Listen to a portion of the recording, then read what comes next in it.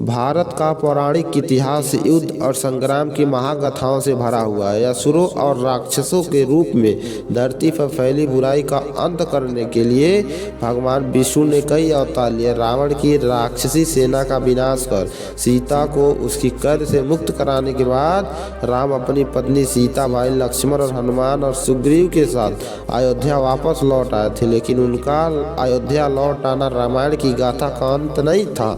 उनके अयोध्या लौट आने के बाद भी घटनाएं उतने ही तेज गति से घटित हुई जितने की पहले होती थी। इन्हीं घटनाओं में से एक घटना उस समय की है जब विष्णु के अवतार प्रभु राम ने संहार के देवता शिव को युद्ध के लिए ललकारा। सुनने में बहुत अजीब लगता है लेकिन यह सच है। भगवान राम ने अपनी प्रतिष्ठा और भोले शंकर ने अपने वचन की लाज रखने के लिए एक दूसरे से भयंकर युद्ध किया था जिसे पूरी धरती ही कांप उठी थी। देवताओं ने भी आकाश में बैठकर देखा था और इस युद्ध की समाप्ति का इंतजार किया था। यह बात तब की है जब रावण का वध कर अपने वनवास की अवधि समाप्त करने के पश्चात राम अयोध्या वापस लौट आए थे। अयोध्या में एक छत्र राज स्थापित करने के लिए उन्होंने अश्वमेध यज्ञ का आयोजन किया। इस यज्ञ के अंतर्गत जिस भी राज्य से वह अश्व होकर गुजरता वह राज उनका होता चला गया। बहुत से राजाओं ने अपना शासन बचाने के लिए अश्व को पकड़ने का भी प्रयास किया लेकिन शत्रुघ्न भरत के पुत्र पुष्कर और हनुमान जी के नेतृत्व वाली अयोध्या की सेना के सामने उन्हें घुटने टेकने ही पड़े। अनेक राज्यों पर विजय घोषित हो जाने के बाद अश्वमेध यज्ञ का घोड़ा देवपुर नामक राज्य में पहुंचा जहां राजा वीरमणि का शासन था। राजा वीरमणि अत्यधिक धर्मप्रिय कर्तव्यनिष्ठ शासक था। उसके राज में प्रजा अत्यंत प्रसन्न होती थी। साथ ही वीरमणि भगवान राम और शिव का भी बड़ा भक्त था। वीरमणि के दो पुत्र अस्कागंध और शुभागंध भी उसी की तरह पराक्रमी थे। वीरमणि का भाई वीरू सिंह महायोद्धा कहा जाता था। वीरमणि ने शिव की तपस्या कर उनसे यह वरदान मांगा था कि शिव जी उनके राज्य की रक्षा करेंगे। उनके राज्य की रक्षा स्वयं भगवान शिव करते थे, इसलिए कोई भी राजा उनके राज्य पर आक्रमण करने की हिम्मत नहीं करता था। लेकिन राम के अश्वमेध यज्ञ का घोड़ा वीरमणि के राज्य में पहुंच गया और वीरमणि के पुत्रों ने उस अश्व को बंदी बना लिया। जब वीरमणि को यह समाचार मिली कि उनके पुत्र ने अश्व को पकड़ लिया है तो काफी चिंतित हुए और अपने पुत्र से कहा कि उन्होंने अनजाने में भगवान राम के घोड़ों को पकड़ लिया है। वीरमणि का कहना था कि राम मित्र के समान है, इसलिए उनका घोड़ा लौटा देना चाहिए। उनसे शत्रुता करना समझदारी नहीं है। पिता की बात सुनकर अस्कानंद ने कहा कि उसने शत्रुघ्न को युद्ध के लिए आमंत्रित भी कर लिया है, इसलिए अब बिना युद्ध किए अश्व लौटा देने से अपमान होगा, इसलिए युद्ध करने की आज्ञा नहीं दी जानी चाहिए। वीरमणि को अपने पुत्र की बात ठीक लगी। अपने भाई दोनों पुत्रों को एक विशाल सेना के साथ उसने युद्ध क्षेत्र की ओर प्रस्थान किया। अब तक शत्रुघ्न को यह भी सूचना मिल गई थी कि उनके अश्व को बंदी बना लिया गया है। अत्यंत क्रोधित थे और अपनी सेना के साथ युद्ध के मैदान में पहुंच गए। हनुमान जी ने उन्हें पहले ही कहा था कि देवपुर पर जीत हासिल करना संभव हो क्योंकि स्वयं शिव उनके राज्य की रक्षा करते हैं, इसलिए बातचीत के माध्यम से हल निकालना चाहिए।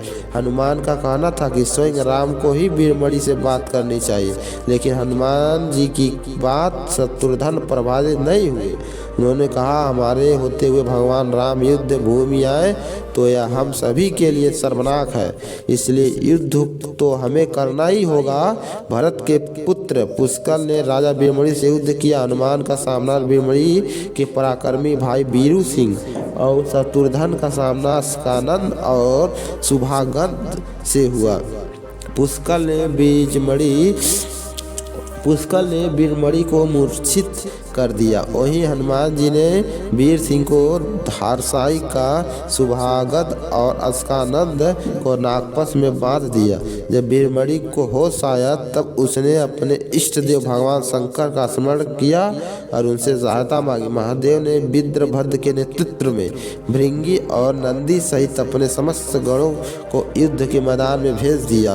वीरभद्र ने अपने त्रिशूल से पुष्कर का वध कर दिया। भृंगी ने महादेव द्वारा दिए गए पास में शत्रुघ्न को बांध दिया और नंदी ने शिवास्त्र का उपयोग करके हनुमान को पराभूत कर दिया। इसके अलावा भगवान शिव के गणों और वीरमणि की सेना ने मिलकर अयोध्या के सैनिकों को धूल चटा दिया। इस विपदा को देखकर शत्रुघ्न भी प्रभु राम का स्मरण करने लगे। शत्रुघ्न के स्मरण करते ही राम अपने भाई लक्ष्मण के साथ युद्ध क्षेत्र में पहुंच गए। सबसे पहले तो उन्होंने हनुमान को नागपाश से मुक्त कराया। पुष्कर की मृत्यु से भगवान राम बेहद क्रोधित हुए।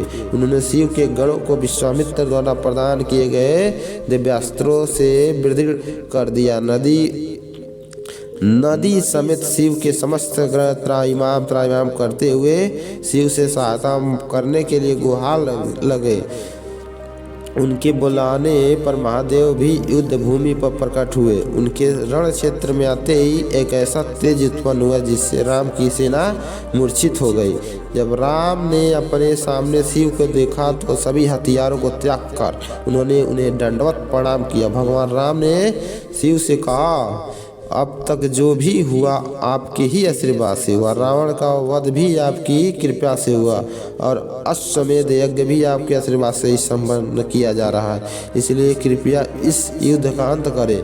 शिव ने भी राम से कहा कि स्वयं विष्णु के अवतार है, इसलिए उनसे युद्ध करने की बिल्कुल भी इच्छा नहीं है। लेकिन परम भक्त वीरमणि को दिए रक्षा के वरदान के लिए वे इस युद्ध से पीछे नहीं हट सकते। भगवान शिव ने राम को संकोच छोड़कर युद्ध करने के लिए आमंत्रित किया। श्री राम ने शिव की आज्ञा का पालन करते हुए युद्ध का प्रारंभ कर दिया। दोनों के बीच भयंकर युद्ध छिड़ गया। राम ने शिव पर अपने सारे दिव्यास्त्रों का प्रयोग कर दिया लेकिन कोई भी अपना प्रभाव नहीं छोड़ पाया। आखिर में जाकर उन्होंने शिव द्वारा प्रदान में दिए गए पाशुपतास्त्र का प्रयोग करते हुए शिव से कहा, आप ही ने मुझे ऐसा अस्त्र प्रदान किया है। ये देखकर कहा था कि त्रिलोक में कोई भी इससे पराजित हुए बिना नहीं रह सकता। इसलिए हे महादेव, आपकी ही आज्ञा और इच्छा से मैं इसका प्रयोग आप पर ही करता हूँ। इतना कहते हुए राम ने पाशुपतास्त्र को भगवान शिव पर चला दिया और अस्त्र सीधे महादेव के हृदय स्थल पर जाकर लगा और भगवान शिव उनसे संतुष्ट हो गए।